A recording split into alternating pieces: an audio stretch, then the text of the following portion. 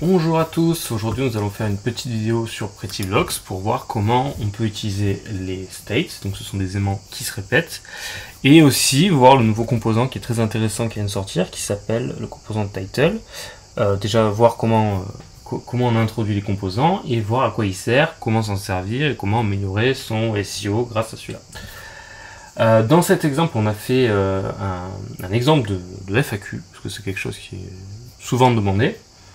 Et pour les éléments qui se répètent, une FAQ, qu'est-ce que c'est? C'est une question, une réponse, et quand on clique, ça se déplie. Point. Donc je pense que c'est un des meilleurs tests qu'on puisse avoir sur cet exercice-là. Donc au préalable, j'ai rajouté un bloc dans les classic blocks. Alors pour vous montrer le code rapidement, c'est en gros j'ai dupliqué le banner par exemple. Hein. J'ai remplacé le nom de la classe, le code, ça c'est très important. J'ai créé un template et après c'est de la config classique, sauf que ici on voit qu'on a un champ de type title, ce qui est nouveau depuis la 2.1.0. On va voir comment fonctionne ça et on va voir les éléments qui se répètent. Donc là moi je vais faire un élément qui se répète où il y aura un title et un champ contenu qui sera un élément de type HTML. Donc c'est parti, mon bloc est bien enregistré. Donc voilà, c'est vraiment la structure des blocs classiques, donc c'est plus ou moins automatisé. Donc ce qu'on fait, c'est que je vais rajouter mon élément qui est ici, il s'est bien listé, et il arrive ici. Okay. Donc là en fait, quand je vois, j'ai un élément, quand on clique, ça se répète. Le but maintenant, c'est de prendre ces éléments ici, et de venir en rajouter. Donc on va dire question, en gros, et ici ça sera réponse. Voilà, s'il arrive à bien écrire, hop, voilà. Et j'enregistre, et vous l'aurez compris, ça marche tout le temps comme ça. Question 2. Hop, réponse 2. Tout simplement. Ok, donc ce qu'on va faire, c'est qu'on va boucler sur ces éléments-là. Parce que là, on voit qu'il n'y a rien qu'à changer, tout simplement parce que mon template, en fait, il n'est pas étudié pour. Ce que j'ai fait, c'est que j'ai fait un petit template en Bootstrap, très classique, qui fait, voilà, quand on clique un élément, et j'ai supprimé les boucles. Donc on va faire une boucle ici même. Alors, comment récupérer les éléments qui se répètent dans Pretty Blocks? Donc, vous l'aurez compris, dans Pretty Blocks, il y a toujours une variable qui s'appelle bloc. Et on peut voir un petit peu ce qu'elle contient, tout simplement. On peut faire un dump de $block, comme ceci. Hop, tac. Et vous voyez, vous avez plusieurs éléments, et vous en avez un qui est intéressant, qui s'appelle state, qui contient 2 éléments, et qui contient tout simplement nos questions-réponses. Donc, vous l'aurez compris, block.states sont nos states. Donc, on va faire block.states as FAQ. Écoutez, FAQ, ça marche bien. Donc, FAQ.title, il a compris ce que c'était. FAQ.content, et vu que c'est du HTML, je vais mettre un noFilter pour exécuter le HTML. Parce que, d'ailleurs, vous voyez, hop, je vais le laisser comme ça pour vous montrer justement, si je le fais pas, à quoi ça va ressembler. Parce que souvent, il y en a qui disent j'ai un bug, etc. Mais en fait, ça ne vient pas de là. Question 1, vous voyez, on a ce rendu là. Et question 2, alors bon, c'est normal qu'il ne se déplie pas, parce que les ID sont pas les bons. Je vais mettre mon noFilter. Je recharge. Hop, et là, j'ai bien ma réponse qui est exécutée en HTML. Donc on l'a vu, ça se liste bien, mais ça ne se déplie pas. La raison est que tout simplement, ici, les ID sont en dur. Donc il suffit de changer ça par les itérations de Smarty. Je pense que c'est le mieux à faire, hein. De toute façon on va vite le voir, on va lui mettre... Alors par contre on va dire from égale... Je savais pas qu'il pouvait marcher comme ça d'ailleurs. Item, on va dire FAQ, name égale, je vais l'appeler FAQ loop par exemple. Ok, et là je vais faire un petit dump pour voir ce que ça raconte. Je vais faire au niveau du title. Alors c'est Smarty index.forEach.faq, alors pas index mais itération. Et ça c'est vrai que c'est bien pratique d'avoir des helpers comme ça. Et donc il me dit que c'est, bah lui c'est le 1, lui c'est le 2, bah écoutez, impeccable. Donc tout ce que je fais c'est que je récupère ça.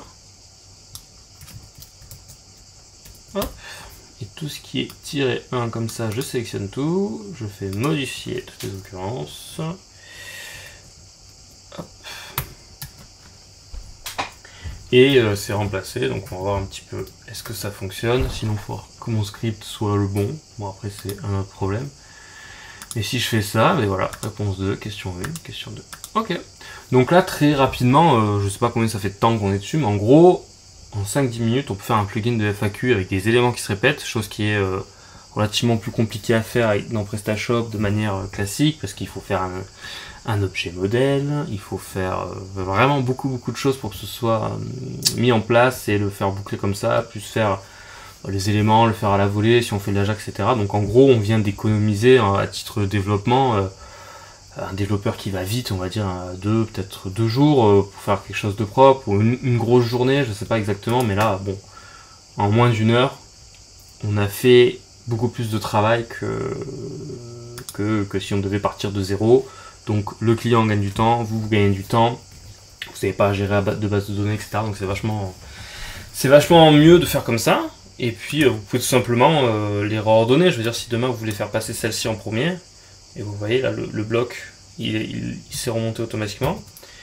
Alors ce qui est bien, c'est qu'on a une petite option need reload true. Je vais le passer à false pour voir. Ça ce sont vraiment des éléments, c'est pas obligé en fait de recharger l'iframe ici quand on modifie un bloc. Alors si vous avez un bloc de type slider, etc., il vaut mieux le faire pour que l'événement se redéclenche, le slider se redéclenche. Mais peut-être qu'à terme on arrivera à dropper cette partie là. Hop, là j'essaie de mettre la question 3. Alors c'est pas très inspirant. Hein. Coucou, et peut-être qu'on va essayer de mettre un lien, on va voir un petit peu ce que ça rend. Contactez-nous, je crois que c'est l'URL de base ça. Hein. Hop. Et effectivement, on a notre lien contactez-nous qui fonctionne. Alors qui fonctionne pas parce que l'URL n'est pas la bonne à mon avis. Contact. C'est où? Contactez-nous, pardon. Nous contacter. Ouais, je me suis trompé. Bon. On va le modifier, tout simplement.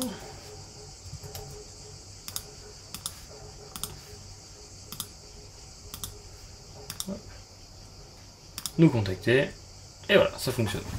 Après, bien entendu, PrettyBlocks peut se réexécuter là où on veut. Hop, display home, nous voilà. Voilà, donc vous avez fait un petit plugin de FAQ très rapidement. D'ailleurs, je vais peut-être le pusher sur les. Je pense que je vais le rajouter sur les classic blocks, ça peut être très intéressant de l'avoir. Ensuite, les composants. Donc ça, c'est vraiment la grande nouveauté dans PrettyBlocks, c'est en gros pour éditer des titres, par exemple. On a souvent des titres H1, H2, etc. Et c'est un peu compliqué à changer.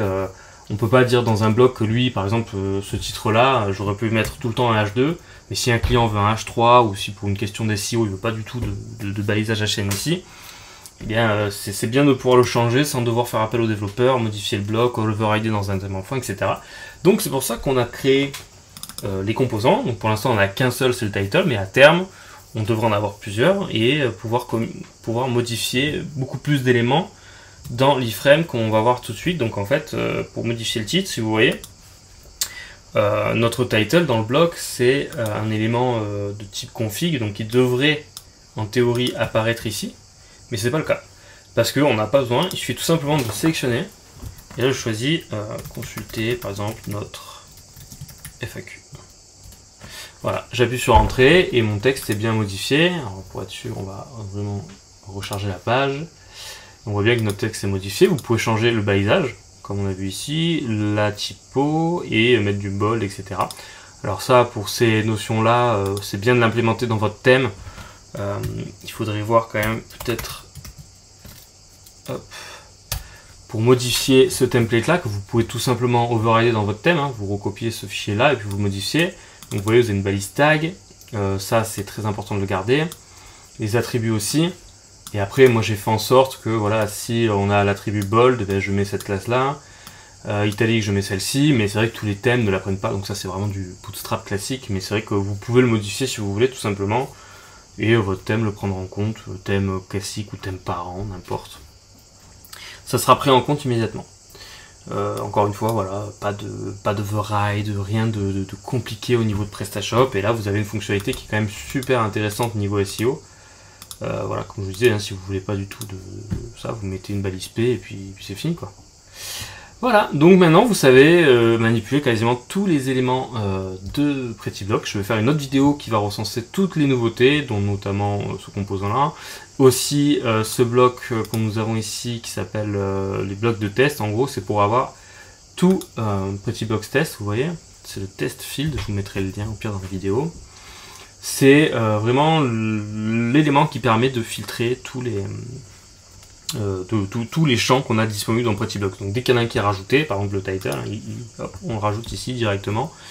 Donc vous avez les types de champs de texte, text area, editor, des listes à puces, des menus déroulants, le multi-select qui est un tout nouveau bloc, les templates, donc vous allez pouvoir bien entendu avoir un deuxième template pour voilà, changer l'ordre. Bon, on fait que rajouter ça, c'est vraiment pour tester que ça fonctionne bien. Mais voilà, ça c'est vraiment un bloc de test, mais vous pouvez vous en servir pour vos développements. Je vais vous montrer le GitHub. Hop, PrettyBlocks test fields. Hop, c'est celui-ci. Voilà, vous avez tout simplement les blocs ici qui utilisent hop class. Oui, donc c'est juste un bloc qui va s'enregistrer ici même avec notre nouveau helper qui est dans la documentation. Donc voilà, là vous mettez à la suite les uns des autres vos blocs et ça vous permet de faire des tests. Vous avez la compilation de SAS qu'on a vu juste avant. Vous avez tout. Voilà, donc avec toutes les vidéos qu'on vient de créer, vous savez tout faire. En théorie, là, vous pouvez maîtriser PrettyBlocks, vous pouvez commencer vos développements dessus, vous pouvez le recompiler, soumettre les modifications sur GitHub, n'hésitez pas. Et si vous avez d'autres idées, bah, écoutez, n'hésitez pas à commenter la vidéo, à la repartager et nous lister un petit peu tous les éléments dont vous avez besoin. Qu'est-ce que vous verrez comme nouveauté. De notre côté, on travaille vraiment énormément sur le projet pour vous apporter, encore une fois, énormément de choses en open source et gratuitement. Les prochaines grosses étapes sont du refactoring, vraiment tout ce qui se voit pas en back-office, mais aussi rajouter un système de sections qui est très très demandé. Donc on va pouvoir avoir des sections dans quelques temps. Je n'ai pas vraiment de date à vous communiquer, mais ça va venir, c'est certain. Peut-être des manières de rajouter des éléments, des menus, d'interagir beaucoup plus avec l'iframe, comme on a vu avec les composants de titre. Peut-être rajouter pareil les champs d'upload, ça sera peut-être en direct aussi afin d'épurer vraiment ce panel là. Si on arrive à épurer tout le panel, et ben on va pouvoir l'utiliser pour autre chose. Donc voilà, il y a énormément de réflexion sur le projet. Le but c'est que ça reste simple, que ça reste sous PrestaShop, que ça reste open source. Et voilà, donc n'hésitez pas à liker cette vidéo, à repartager, à nous sponsoriser. Nous avons ouvert un sponsor, ça nous aiderait énormément. À acheter nos produits comme notre thème Cardilla qui implémente toutes les fonctionnalités à 100% de PrettyBlocks et qui est très bon pour le SEO, qui est très rapide, etc. Donc je vous remets le lien. Je vous remettrai le lien dans la vidéo. Et voilà, je vous remercie pour cette vidéo. N'hésitez pas à commenter, n'hésitez pas à liker. Merci à vous.